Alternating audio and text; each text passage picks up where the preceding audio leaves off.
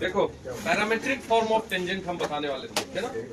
तो उसके पहले पैरामेट्रिक पॉइंट बताना था। Parametric point on circle, circle पे पैरामेट्रिक पॉइंट। देखो ध्यान से, यदि कोई सर्कल है जिसका सेंटर 0 0 है ऐसा, और इस सर्कल पे यदि कोई पॉइंट हमको ऐसे एज्यूम करना है x, y अपने मन से, तो यदि तुम यहां से एक ऐसा लाइन ले लो, ठीक, तो इस पॉइंट के बारे में क्या सोचेंगे हम कि ये जो ऊंचाई है यहां से, ये कितना है y, तब ना y कोऑर्डिनेट y है। किसी पॉइंट का y कोऑर्डिनेट क्या होता है? हाइट होता है। तो वो जो y कोऑर्डिनेट है वो हाइट कहां से चेक करते हैं? x एक्सिस से। वो भी कर रहा है। और ये जो लेंथ है, ये लेंथ ये कितना है? x, तब ना वो x कोऑर्डिनेट x है। ये पॉइंट का मतलब ही होता है, पॉइंट का जो x कोऑर्डिनेट है वो ऐसे चला होगा, फिर यहां से ऊपर चला होगा। तो ये x और ये y, मान लो कि ये जो लाइन है ये थीटा एंगल पे है, एक ट्रायंगल बन गया, राइट एंगल ट्रायंगल बन रहा है वहां पे। और इस ओरिजिन से अगर इस पॉइंट पे गए तो वही तो r होगा, r रेडियस। रेडियस मतलब क्या होता है? सेंटर से कहीं भी मिला दो सर्कमफेरेंस पे, उसको क्या बोलते हैं? तो रेडियस है। तो इस ट्रायंगल में यदि cos थीटा लिखोगे तो क्या लिखोगे बताओ? लिखो cos theta equal to base by h। Base क्या दिख रहा है? x, और x क्या निकल गया?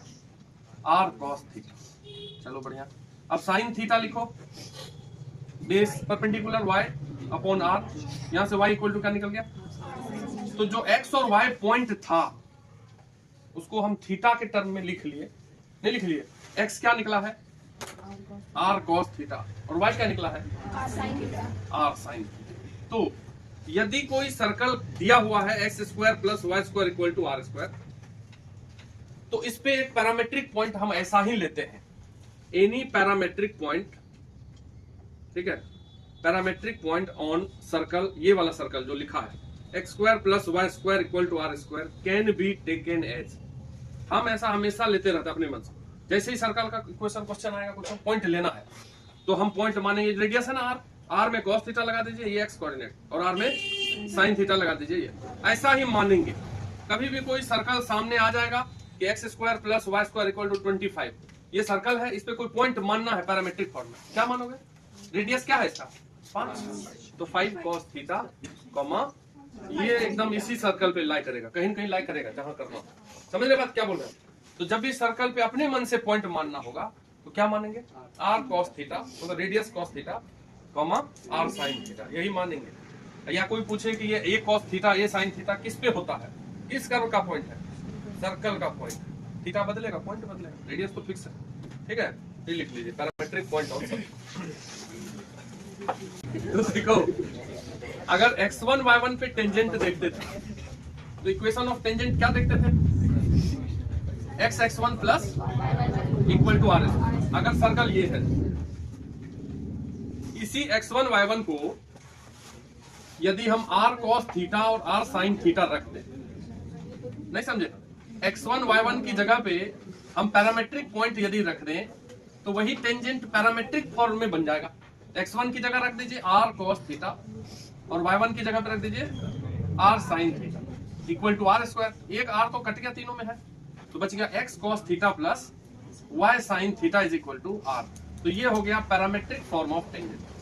तो टेंजेंट के तीसरा form, parametric form of tangent circle का क्या होता है? याद कर लेना, x cos theta plus y sin theta is equal to radius, ठीक है? ये हो गया पैरामेट्रिक फॉर्म ऑफ टेंजेंट। लिख लीजिए, value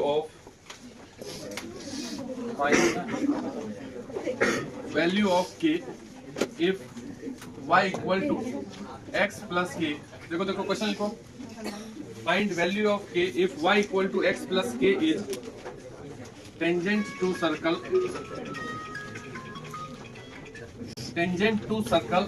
x square plus y square equal to 9। Australia से फोन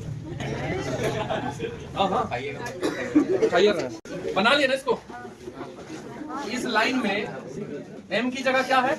1, और c की जगह क्या है? k, और इसमें r क्या है? r square 9। तो कंडीशन ऑफ टेंजेंसी होता है c square equal to r square 1 plus m. तो c square equal to c की जगह के, r square 9, 1 plus m square 1 square 18 के इक्वल टू कितना हो जाएगा? 3√2 नहीं, यही होगा ना, समझ गए? चलो लिखो, फाइंड इक्वेशन ऑफ टेंजेंट, दूसरा लिखो, find equation of tangent to the circle x square plus y square equal to 9. Find equation of tangent to the circle x square plus y square equal to 9 which are parallel to line 3x plus 4y minus 5 equal to 0. एक circle दिया है, बोला है उसका tangent लिखिए जो कि इस दिए हुए लाइन का पैरेलल हो। तो स्ट्रेट लाइन से कनेक्ट हो गया और सर्कल भी आ गया। स्थिर से लिखोगे, जिसके पैरेलल में लिखना है, तो कोई लाइन जो पैरेलल लाइन होता है वो कैसा होता है उसको याद करो। अब तुमको क्या करना है, एक सर्कल दिया हुआ x square plus y square equal to 9, इसका टेंजेंट लिखना जो इस दिए हुए लाइन के पैरेलल, ये लाइन ऐसा है, गिवन लाइन ऐसा है कुछ, इसी के पैरेलल में टेंजेंट लिखना। तो इसके पैरेलल में यदि लाइन लिखना है तो उसमें ये 3x प्लस 4y तो रहेगा ही। तुमको समझाए थे, अगर एक दिया हुआ लाइन है ax plus by plus c equal to 0, तो इसका स्लोप होता है माइनस a बाई बी, होता है, याद करो थोड़ा थोड़ा। तो स्लोप डिसाइडिंग फैक्टर a और b ही होता है। तो जो इसके पैरेलल में लाइन होगा उसमें भी ax प्लस by को हम रहने देते थे, c को खाली बदल देते थे। याद आया? नहीं आया? तो अगर हमको इसी के पैरेलल में वो लाइन चाहिए तो मान लेते हैं let equation of tangent which is parallel to this line is, उसको मान लिया जाए 3x प्लस 4y, इसमें लेमडा लिख दो खाली 5 की जगह, 3x plus 4y plus lambda equal, जो भी टेंजेंट होगा वो ऐसा ही होगा, केवल क्या निकाल के बताना पड़ेगा, लेमडा। लेमडा प्राप्त करने के लिए हम बोलेंगे देखो इस सर्कल का सेंटर 0 0 है, और जब भी ये बात आए कि कोई टेंजेंट है तो इस पे परपेंडिकुलर डिस्टेंस निकाल के वो रेडियस हो जाएगा। अगर ये लाइन टच करता हुआ जा रहा है तो 0 0 से, now it is clear that, क्या क्लियर है यहाँ पे कि अगर ये टेंजेंट है ये लाइन, तो perpendicular distance from centre that is 0 0 to tangent 3x plus 4y plus lambda equal to 0 is equal to radius.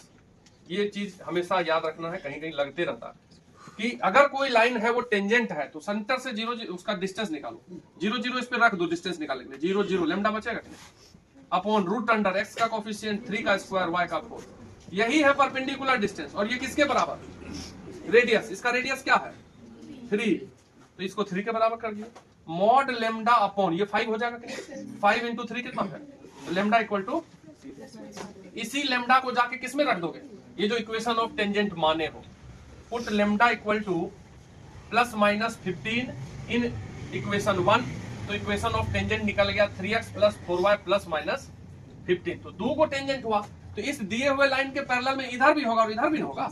हमेशा एक स्लोप का 2 टेंजेंट होता है, उस उल्टा साइड में भी होता है, इसलिए 2 को टेंजेंट आया। थोड़ा सा समझे कि नहीं?